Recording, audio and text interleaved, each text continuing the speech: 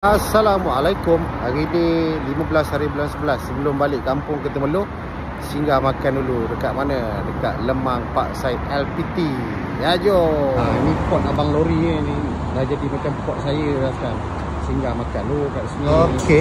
Saya macam biasalah. Kalau nasi lauk, saya ambil nasi lauk daging. Ya, simple je. Telur rebus satu. Okey, ni dia. Mari kita makan dulu. Alhamdulillah, perut dah kenyang. Barulah kita sambung gerak balik ke kampung ke Temerloh. Luncur Popale. Dia hentian Lemang ni, dia terkenal dengan Abang Lori lah. Geng-geng Abang Lori lah kat sini.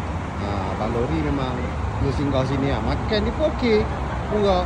Jadi boleh try. Okey, alhamdulillah dah sampai ke kampung. Nantikan vlog aktiviti dekat kampung pula. Okey, terbaik Popale. Jadi agenda pertama bila cuti balik kampung ni, benda pertama nak kena pergi tengok kebun getah dan juga buah durian yang ada lah. Apa biji tu bolehlah untuk makan sendiri. Jom luncur pergi kebun pula. Dah sampai kebun. Jomlah tengok pokok durian tu. Tak tahu ada ke tidak buah yang dah gugur ke belum lagi. Adalah sikit berapa biji je. Tapi dia tak gugur lagi lah. Mungkin lagi dalam 2 minggu ni kot. 2 minggu lagi baru gugur.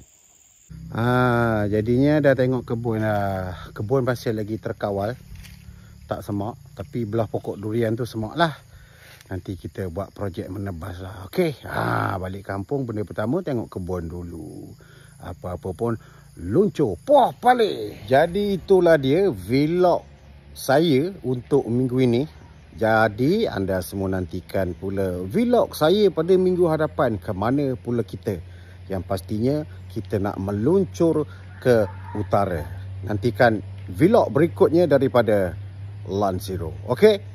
Assalamualaikum Popale.